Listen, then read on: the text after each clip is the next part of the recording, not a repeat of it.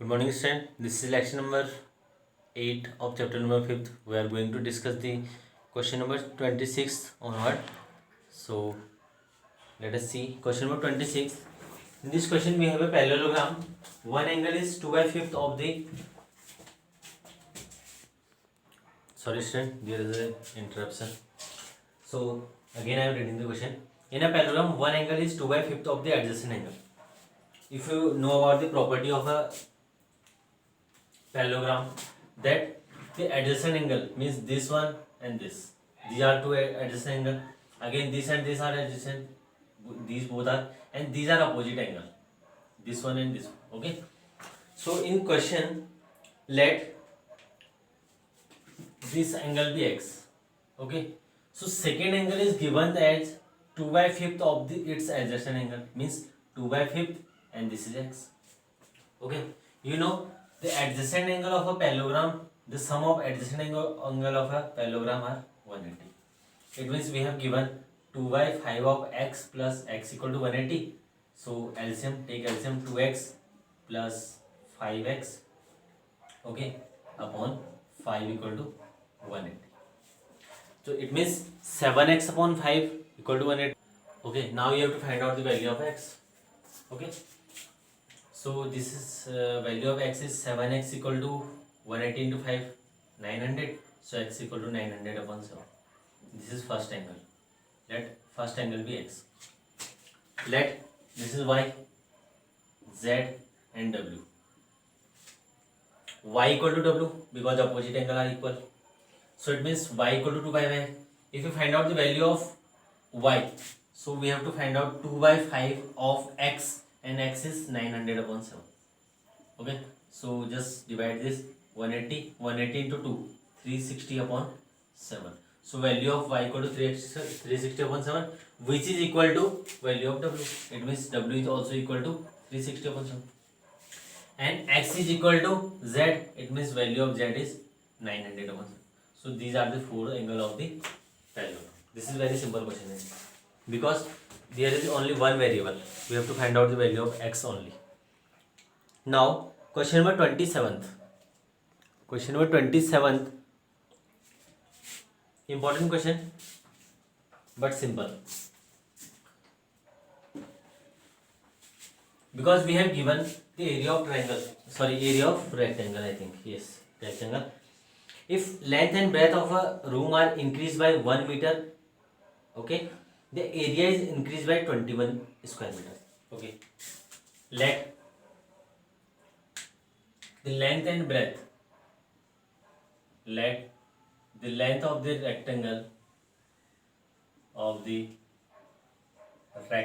be x, okay, and breadth of the rectangle be y. So area equal to x into y, means we can say that a equal to xy. Okay, now according to question, the first statement is given that if we increase the length and breadth by 1 meter, means x plus 1 and y plus 1, the area is increased by 21 square meter, means a plus 21. Okay, this is equation number first. Now in equation number second, or in the next statement, we have if the length is increased by 1 meter and breadth is decreased by, okay, length is increased by 1 meter and breadth is decreased by 1 meter. Length x plus 1, breadth y minus 1, area is decreased by, I think, 5 unit, yes, 5 square meter, or we can say that this is 5 unit. Okay, now using the substitution method, we have to eliminate this value by using this, because a equal to xy, so we can say that this is xy. So instead of that, you have to write, just you have to multiply the number. Okay, wait a little. X into y, xy, x into 1, x, 1 into y, y, 1 into 1, 1, equal to a equal to xy. plus 21. So the equation 1 become xy cancel with this 21 minus 1 20. So first equation become x plus y equal to 20. After that you have to write this, okay, x plus y equal to 20. Now second equation, x into y, xy, x into minus 1 minus x, y into 1 plus y, minus 1 into this, a equal to xy minus 5, a equal to xy, xy cancel with this. So y minus x, this is equation number 3, y minus x 1, it means minus 5 plus 1 means minus 4, okay. So minus 4, this is actually minus x plus y, minus x plus y. We have to add both of the equation, first equation and second. If we add both the equation, x cancel with this, so we have 2y equal to 20 minus 4. 20 minus 4 is 16. So y, value of y is very simple. The value of y equal to value of y equal to 16 by 2. It means 8 unit or meter. The given unit is meter, okay. So we have meter, y equal to 8 meter. Now we have to find out the value of x. X equal to 20 minus y means 20 minus 8. So x equal to 20 minus 8 means 12 meter, okay. Now we have to find out the perimeter of the room. Perimeter of room means P, perimeter of room P of the rectangular room, okay. We can say the rectangular room P equal to 2L plus B. 2L plus B means 2 length, length is x, x is 12 plus breadth, breadth is 8, 20 plus 8 40, sorry 20 plus 12 plus 8 20, 20 into 2 40 meter. So this is the answer, okay. Important question, this type of question are important because there will be some change in area, so that the resulting area will be changed. So there will be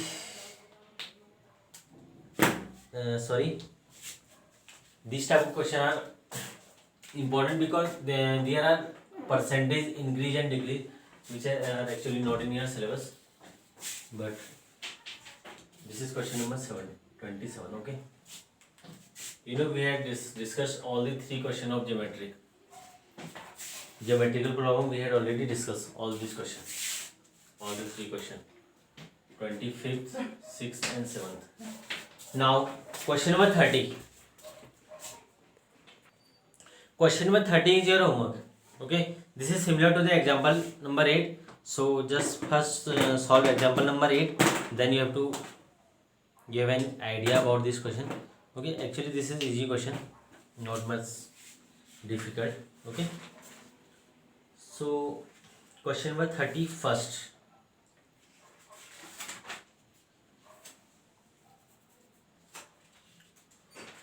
So question number 30 is based on the speed, okay, either relative speed or the same or the speed in the same direction. A boy walked to picnic spot from his house in 6 hours, but he can travel the same distance on his cycle in 2 hours, okay.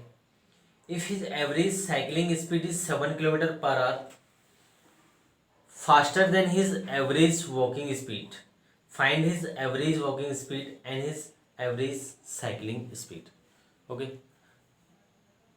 Let us see, okay student.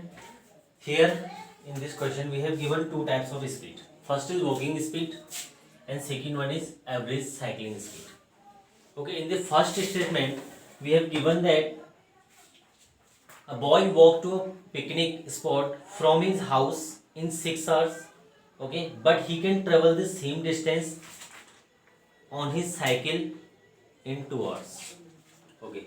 Means cycle y means y distance cover in 2 hours. Let us see, then you have understood this question very well, okay. 6 hours is walking speed, means boy covered the same distance, okay.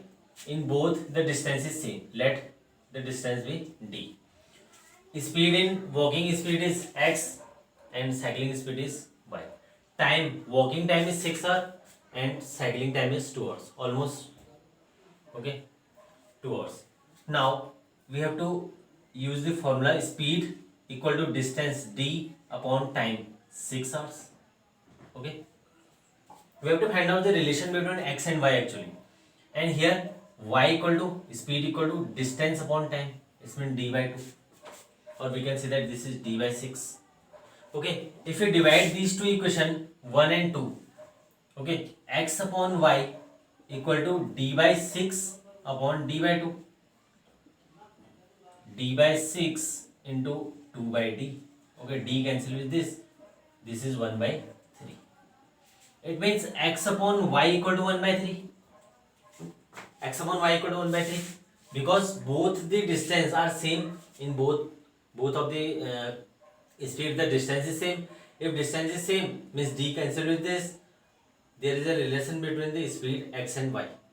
Okay, x upon y equal to 1 by 3 means y equal to 3x. We can see that, we can say y equal to 3x. It means the speed of this cycle is 3 times the speed of the walking. Yes or no? Cycling speed is always more than the walking speed. Okay, so it means the cycling speed is 3 times the walking speed. This is the concept of this question. Okay, after that the question will be very easy to solve, but just first you have to find out this. Okay, you have to note down this in your right side of your copy. Okay, this one, because this is not the part of question actually, but for understanding you have to write down this in your copy. Okay, and rub this.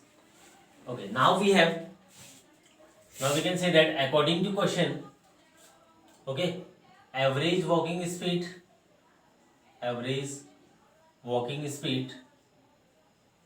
upon average cycling speed. Average cycling speed means average walking speed is x and this is y. Okay, we can say that this is 1 by 3 or 2 by 6 because times 2 by 3. Okay, now cancel 1 by 3, so we can say that y equal to 3x. 3 into x, 3x, and this is y. First equation this. Now in second equation we have the statement, if his average cycling speed is 7 km per hour faster than his average speed. Again